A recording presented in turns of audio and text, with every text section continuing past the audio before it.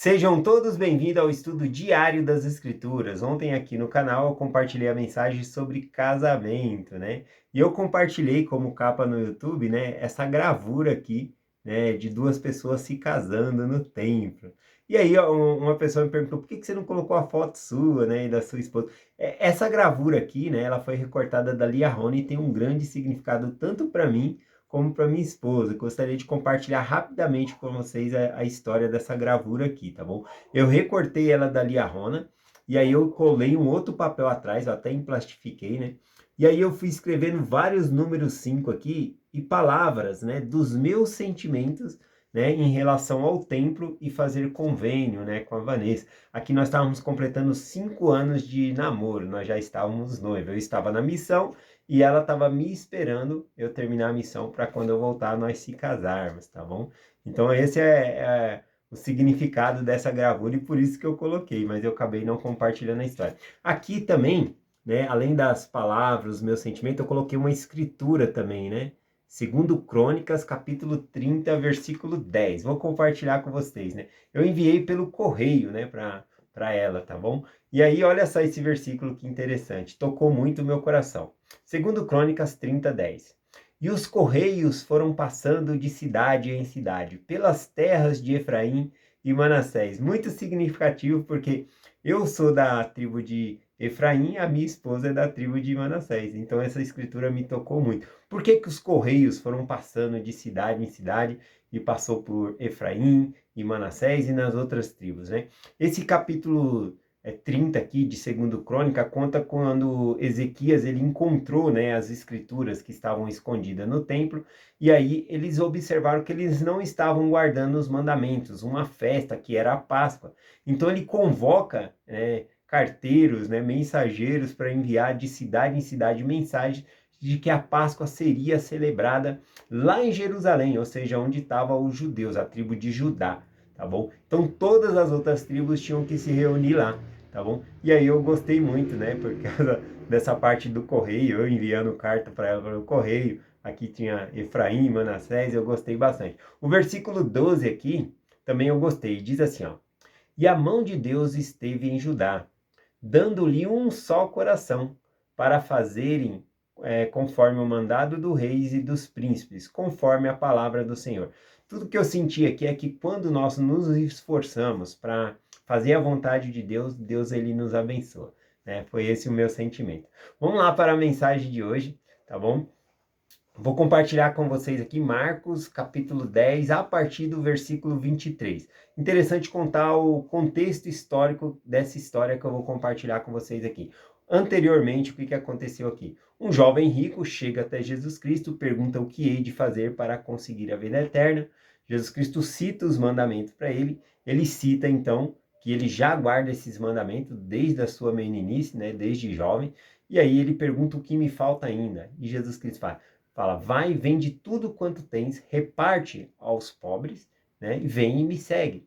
E aí, então, ele saiu triste, porque ele tinha muitas riquezas, e ele saiu triste, colocou o coração dele ali nas riquezas e foi embora, tá bom? Então, é dentro desse contexto histórico que vai vir os versículos seguintes aqui, que tem muitos aprendizados para nós, tá bom? Vou começar aqui, ó. Mateus capítulo 10, versículo 23. E então Jesus, olhando ao redor, disse aos discípulos, qual dificilmente entrarão no reino de Deus os que têm riqueza. Então, após o jovem rico se retirar, ele fez essa observação aqui com os discípulos, né, os seus apóstolos aqui, tá bom? E aí, então, ele continua explicando, né, no versículo 24. E os discípulos se admiravam da sua palavra, das palavras, mas Jesus, tornando a falar, disse-lhe, filhos, qual difícil para os que confiam na riqueza entrar no reino de Deus. Então, veja que Cristo, ele fala que aqueles que confiam na riqueza, é difícil entrar no reino de Deus, tá bom?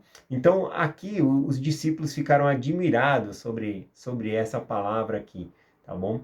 Porque eles ficaram, nossa, mas ninguém vai conseguir entrar no reino do céu. Eles estavam se sentindo um pouco confusos sobre essa frase aqui. Na verdade, o grande ensinamento aqui é que nós devemos confiar em Deus e não na riqueza. E não somente rico, mas pobre, mas ninguém consegue salvar a si mesmo, né? É o grande ensinamento aqui, né? E aí, quando Jesus Cristo diz essa frase aqui, ó, em Marcos 10, versículo 25, é um versículo muito polêmico que várias pessoas interpretam de maneiras diferentes, tá bom? Diz assim, ó: mais fácil é passar um camelo pelo fundo de uma agulha do que entrar um rico no reino de Deus. Né? Então, essa frase aqui, ela é interpretada de várias e várias maneiras, tá bom?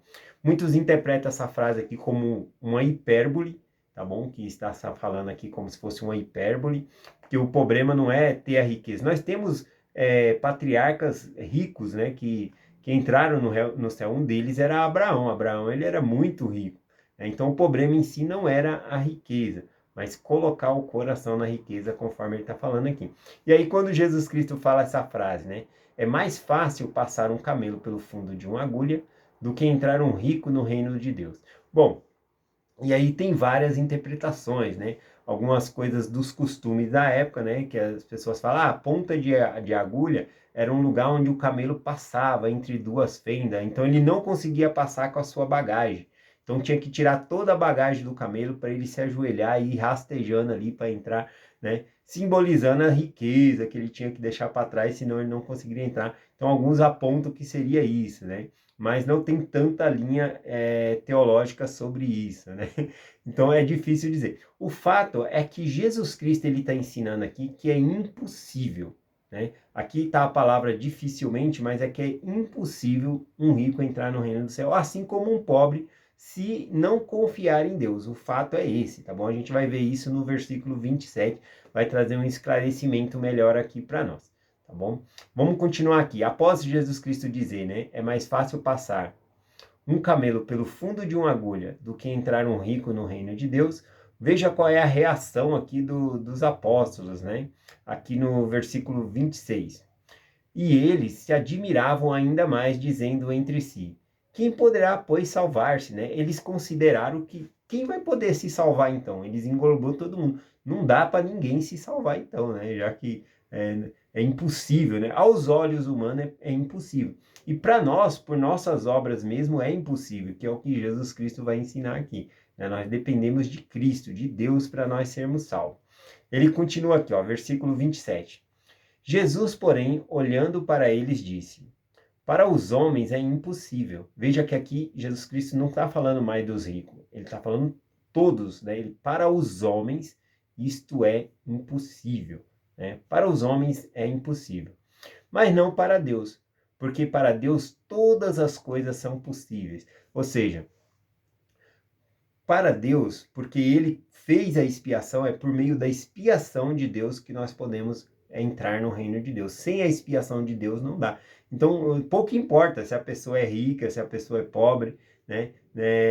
Não vai entrar. É por meio da graça, é por meio da expiação de Jesus Cristo que nós entramos no reino do céu. Isso significa que não temos que fazer nada? Não. Jesus Cristo também está ensinando isso, que aqueles que confiam na riqueza não conseguem entrar no reino de Deus. Porque tem que confiar nele, na expiação, no sacrifício que ele fez por nós, tá bom? Joseph Smith, ele traduz esse versículo aqui da seguinte maneira, vou compartilhar aqui, ele diz assim, ó: para os homens que confiam nas riquezas é impossível, mas não é impossível para os homens que confiam em Deus e deixam tudo por causa de mim. Porque para esses todas as coisas são possíveis. Então, para aqueles que confiam em Deus é possível entrar no reino de Deus, porque nossa confiança está em Deus, na expiação que ele realizou por nós. Tá bom? Então esse versículo fala sobre isso. Vamos continuar aqui, ó, versículo 28.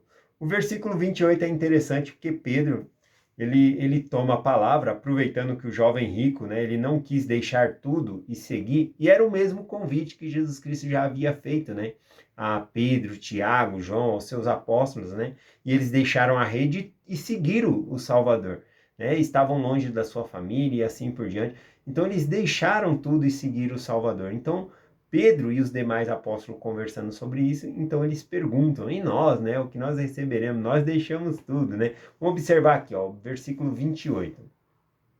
Pedro começou a dizer-lhe: eis que tudo deixamos e te seguimos.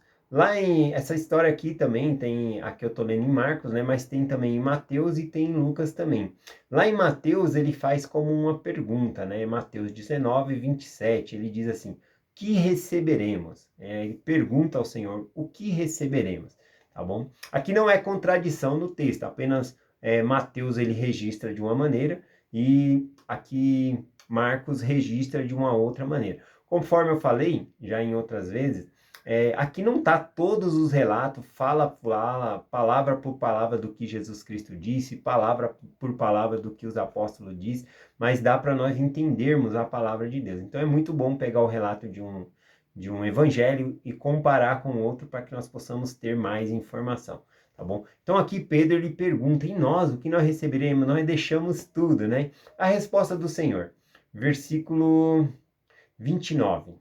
Jesus respondendo disse, em verdade vos digo, que ninguém há que tenha deixado casa, ou irmão, ou irmã, ou pai, ou mãe, ou mulher, ou filho, ou campos, por causa de mim e do Evangelho.